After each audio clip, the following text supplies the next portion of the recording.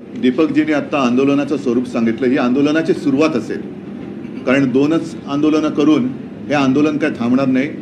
हे आंदोलन पुढे जोपर्यंत ही सक्ती मागे घेतली जाणार नाही तोपर्यंत ते चालू राहील. तसं पाहिलं तर मुळामध्ये हा विषय 5 मिनिटांमध्ये संपण्यासारखा आहे. मुख्यमंत्र्यांनी जर का जाहीर केलं की मी माझ्या राज्यामध्ये हिंदीची सक्ती करणार नाही, होऊ देणार नाही, त्याच्यासाठी सादरीकरण करण्याची काही गरज नाही आहे. आणि हे दळण कशासाठी दळताय? म्हणजे परत तुम्ही जी काय म्हणजे भाजपने जी काही घोषणा केली होती बटेंगे तो कटेंगे, म्हणजे आता बाटेंगे आणि काटेंगे असं त्यांचं एक धोरण दिसतंय की जी काही एक चांगली एकजिन्सीपणा या सर्व इतर भाषिक आणि मराठी भाषिकांमध्ये राज्यात आणि मुंबईमध्ये आहे त्याच्यात कुठेतरी मिठाचा नाही तर विषाचा खडा हे टाकतायत. हा माझा स्पष्ट आरोप नाही तर माझा समज आहे की हे चांगलं सगळं चाललंय त्याच्यामध्ये हा विषाचा खडा टाकतायत. कारण हिंदी भाषेला विरोध आम्ही केलेला नाही, पण हिंदी सक्तीला विरोध आमचा आहे आणि तो राहणार. कारण हिंदीला जर का विरोध असता तर हिंदी चित्रपटसृष्टी ही जर का मी चुकत नसेल तर तसं पाहिलं तर मुंबईतच जन्मली असेल. पण एक नक्की की या हिंदी चित्रपटसृष्टीला जे काही जोपासलं तिचं पालन पोषण केलं हे मुंबईने केलं, महाराष्ट्राने केलं. अनेक मग अगदी अमिताभजी असतील, हिंदी कलाकार असतील, गायक असतील, संगीतकार असतील, हे मुंबईमध्ये आले आणि मोठे झाले. महाराष्ट्रामध्ये सुद्धा हिंदी चित्रपट हे तुफान चालतात, लोकप्रिय होतात. हिंदी सिने तारका यासुद्धा इकडे लोकप्रियता कमवतात. म्हणजे एकूण आम्हाला हिंदीचा वावडा नाही आहे, पण हिंदी सक्तीची याचा अर्थ तुमचा जो एक छुपा एजेंडा आहे की कालांतराने ते त्यांचं आधी होतं एक निशाण एक प्रधान एक विधान म्हणजे मीच, हा जो त्यांचा आहे. आणि नड्डा जे बोलले होते की कालांतराने देशामध्ये एकच पक्ष राहील, म्हणजे हे सगळं एकाधिकारशाहीकडे यांचं ही वाटचाल सुरू आहे. कालच त्यांनी आणीबाणीला झालेल्या 50 वर्षाचा उल्लेख केला. आता ही भाषिक आणीबाणी ते लागत आहेत, ही भाषिक आणीबाणी आहे आणि त्याचा विरोध हा आम्ही तर करणार आहोत. पण विशेष म्हणजे शिवसेनेतले गद्दार जे जिकडे मिंदेपणाने राहत आहेत त्यांना सुद्धा आता बाळासाहेबांचे विचार काय आहेत हे मराठीतून पुन्हा सांगण्याची वेळ आलेली आहे. आम्ही कोणतीही सक्ती ही स्वीकारणार नाही, कोणतीही जबरदस्ती आम्ही लादून घेणार नाही. कारण बाकीचं सादरीकरण वगैरे तुम्ही बोललात, आम्हाला नको म्हणजे नको, आमचं सादरीकरण एकच आहे. कारण हिंदी जबरदस्तीने शिकलं नाही याचा अर्थ हिंदी कोणाला येत नाही अशातला भाग नाही आहे. हिंदी सगळ्यांना येत असतं. मध्ये तर ते RSSचे भैया जोशी ते येऊन तिकडे मुक्ताफळं उधळून गेले होते की मुंबईची घाटकोपरची भाषा गुजराती आहे. म्हणजे मग तुम्ही असे सगळीकडे त्या भाषा जबरदस्ती करणार का? तर हे आम्ही काय चालू देणार नाही. मुळामध्ये एक लक्षात घेतलं पाहिजे की आपला देश हा संघराज्य पद्धतीचा आहे. आपल्या देशाची जी काय वाटणी झालेली, वाटणी म्हणजे मांडणी, वाटणीपेक्षा मांडणी, ही भाषावार प्रांतरचना झालेली आहे. प्रत्येक भाषेनुसार तिला तिचा प्रांत मिळालेला आहे. त्या भाषेला प्रांत मिळाल्यानंतर त्या प्रांताला राजधानी, मुख्यमंत्री हे सगळं मिळालेलं आहे. मी मुख्यमंत्री असताना मला नाईलाजाने मराठी भाषेची सक्ती महाराष्ट्रामध्ये करायला लागली होती. कारण मराठी भाषाच हळूहळू ही लोक अतिक्रमण करून, म्हणजे आमच्यावरती अतिक्रमण असं तर झालंच, पण भाषेवरती पण हे अतिक्रमण करायला लागले. मराठी भाषेवर अतिक्रमण व्हायला लागलं. म्हणून मी मुख्यमंत्री असताना मराठी भाषा ही सक्तीची केली. म्हणजेच काय की दुकानाच्या पाट्यासुद्धा मराठीत पाहिजे, मराठी भाषा ही व्यवहारात आली पाहिजे.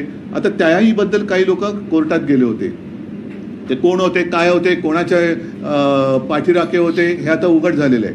पण मराठी भाषा जी मी सक्तीची केली होती तिचं पुढे यांनी काय केलं, त्याच्याबद्दल या सरकारने काय पावलं टाकली हे कुठे माझ्या तरी काय वाचण्यात आलेलं नाही आहे.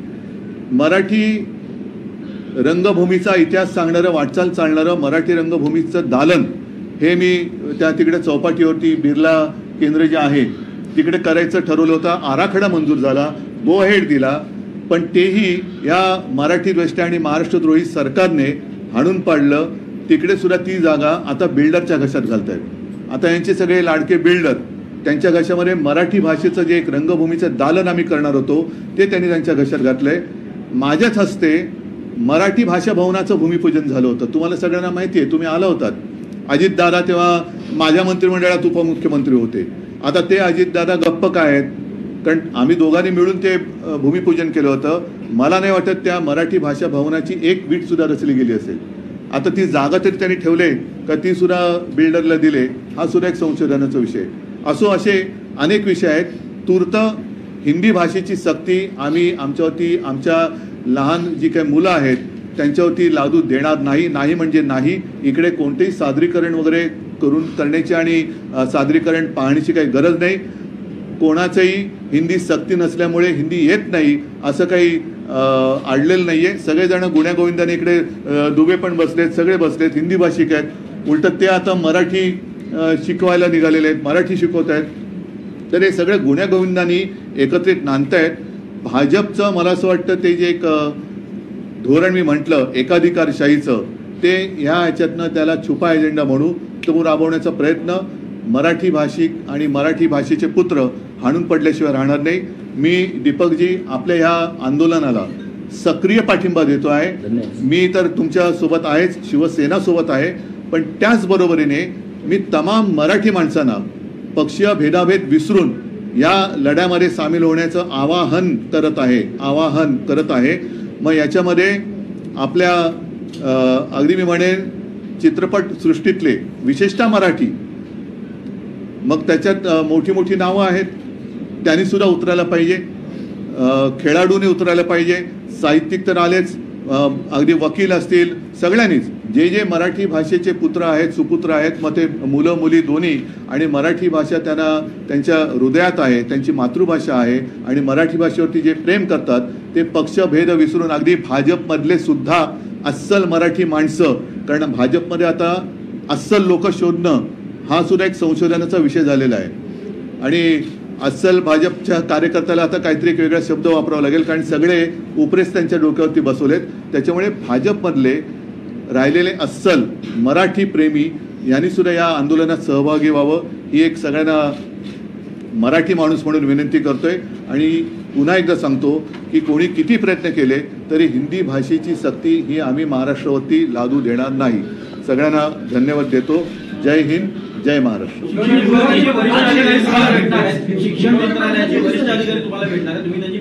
मी त्यांना आझाद मैदानावर भेटेन जिकडे आमचं आंदोलन सुरू असेल, पण मुळामध्ये हिंदी भाषेची सक्ती ही आम्ही लादू देणार नाही. सरकार ने और बीजेपी ने कुछ दिन पहले प्रेस कॉन्फ्रेंस की कुछ परिपत्र दिखाया और कहा कि 1960 में त्रिभाषा आई, 64 असेल काही असेल, पण 1960 साली संयुक्त महाराष्ट्र झालेला आहे आणि मुंबई ही महाराष्ट्राला मिळालेली आहे. त्याच्यामुळे आधी त्रिभाषा असेल, नंतर 100 भाषा सूत्र असेल. आम्हाला त्याच्याशी काही देणं घेणं नाही. बरं, हे त्रिभाषा सूत्र देशातल्या किती राज्यात आहे? गुजरातमध्ये आहे का? तिकडे हिंदी शिकवत आहे का? शिकवत असेल तर जरूर शिकवा, आमचं त्याला नाहीये. तर तुम्ही तामिळनाडूमध्ये शिकवत आहे का? कर्नाटकात शिकवत आहे का? बरं, त्रिभाषा सूत्र म्हणून आमच्यावरती लादणार असाल तर कर्नाटकातले जे आमचे मराठी भाषिक आहेत त्यांना मराठी बोललं तर गुन्हे दाखल का केले जात आहेत? त्यांना कानडीची सक्ती केली जाते. मग त्यांना त्यांच्या मातृभाषेची जर त्यांनी एक आस असेल आणि त्याच्याबद्दल त्यांनी आवाज उठवला तर त्यांना गुन्हेगार, त्यांना राष्ट्रद्रोहाचे राजद्रोहाचे गुन्हे त्यांच्यावर टाकले जात आहेत. मग तेव्हा कुठे जातं तुमचं सूत्र? मुख्यमंत्री असं म्हणतायत की हिंदी भाषेची सक्ती केलेली नाहीये, या बाबतीतले गैरसमज पसरवले जातात आणि त्रिभाषा सूत्रासंदर्भात आम्हाला त्रिभाषा सूत्रच मान्य नाहीये. काय करायचं मग? संघटना किंवा ऐका अंतिम निर्णय होईल. देशामध्ये पुन्हा एकदा सांगतो, देशामध्ये संघराज्य पद्धती आहे. मणिपूरची सुद्धा एक भाषा आहे, आसामची एक भाषा आहे, बंगालची एक भाषा आहे. मग एवढ्या सगळ्या भाषा असताना त्रिसूत्रीच का? त्रिभाषा सूत्री का? मग 20 भाषा सूत्री ठेवा, 25 भाषा सूत्री ठेवा. मग एक कोणतं सूत्र तुम्ही कशासाठी काढताय? सगळं चाललंय, कोणाचं कोणा वाचून अडत नाहीये, सक्ती वाचून अडत नाहीये, तर तुम्ही ही जबरदस्ती का करताय? देशात एक सूत्रपणा यावा आणि विद्यार्थी आपले मागे पडू नये, म्हणजेच एकाधिकारशाही पाहिजे. जे नड्डा बोलले होते एक पक्ष राहणार, तेच कारण आहे. म्हणजे 1 नेशन 1 इलेक्शन, 1 नेशन 1 हे 1 हे 1 हे, तर आता जाऊ दे, बस झालं. एजुकेशन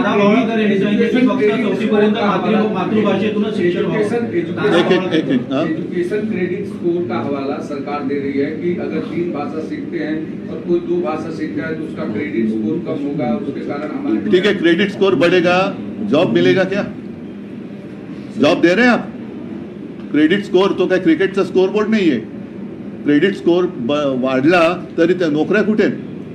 तुम्ही शिक्षणामध्ये लागूच नाहीये. नाही लागू नको नाही, आम्हाला मान्यच नाहीये, लागू असेल किंवा नसेल. मुळात भाषावर का केल्याचा अभ्यास करा. मग भाषेवर प्रांतरचना झाले ना. का केल्याचा अभ्यास करा. साहित्यिक तारा भवाळकर यांनी सांगितलं की 4थी पर्यंत शालेय शिक्षणामध्ये फक्त मातृभाषा ही शिकवली जावी आणि मातृभाषेची सक्ती असावी. इतर कुठली भाषा नाही. म्हणूनच माझं तेच म्हणणं आहे की आत्तापर्यंत सक्तीने कोणाचंच काही चांगलं झालं किंवा सक्ती नाही म्हणून कोणाचं काही अडलं असं नाही. परत एकदा सांगतो, आपल्याकडे जे एक ज्याला क्रेज म्हणतो हिंदी चित्रपटसृष्टी ही मुंबई आणि महाराष्ट्रानेच जोपासली. सगळे कलाकार मोठे मुंबईतच झाले. राज कपूरपासून सगळे मुंबईतच मोठे झाले. हिंदी पिक्चर मुंबईत चालत नाही का? म्हणजे लोकांना हिंदी येत नाही तरी हिंदी पिक्चर बघतायत, हिंदी गाणी तरी ऐकतायत. लता मंगेशकरांनी हिंदी गाणी गायली, ते काय कोणाला कळली नाही तरी गाणी ऐकतायत. तर उगाच काहीतरी भाकड कथा सांगू नका. तुमचा एकाधिकारशाहीचा हा प्रयत्न आम्ही इकडे हाणून पाडल्याशिवाय राहणार नाही. हिंदी सक्तीला विरोध करणाऱ्यांची मराठीच्या मुद्द्यावर शिवसेनेचा जन्म झाला आणि आता महायुतीत असलेल्या शिवसेनेच्या शिंदे गटाच्या मंत्र्यालाच अशा पद्धतीचा सक्तीचा निर्णय काढावा लागतो, मग मागे घ्यावा लागतो, मग सराव करावी लागते. तुम्ही कसं पाहता? तिकडे पाहण्यासारखं नाहीच आहे काही, तिकडे काहीच पाहण्यासारखं नाहीये. बघू नका तुम्ही पण. काय ही त्यांच्यावर परिस्थिती आले. लाचारी मिंदे म्हणतात ते यालाच. हा मिंदेपणा कशासाठी करताय तुम्ही?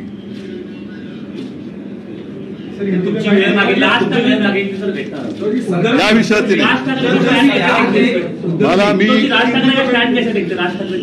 मी कोणाचा स्टँड बिंड काय बघत नाही. माझा स्टँड हा आहे.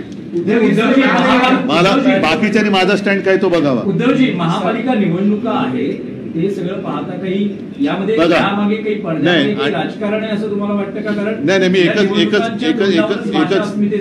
एकच विषय, मी जो परवा माझ्या शिवसेनेच्या वर्धापन दिनानिमित्त सांगितलं तेव्हाही मी हा विषय घेतला होता की मराठी माणसाला इतर भाषिकांना आपापसामध्ये लढायला लावायचं. आता अधिवेशन आहे, अधिवेशनाच्या तोंडावरती हा सगळा लढा उभा राहील म्हणजे अधिवेशनाचं बिनबुबाट पार पडेल. यांचे घोटाळे जे आहेत हे घोटाळे आम्ही काढणारच आहोत, पण या घोटाळ्याकडे दुर्लक्ष व्हावं म्हणून हा सगळा कटत उपाय. ठीक आहे, सगळ्यांना धन्यवाद. जय हिंद, जय महाराष्ट्र.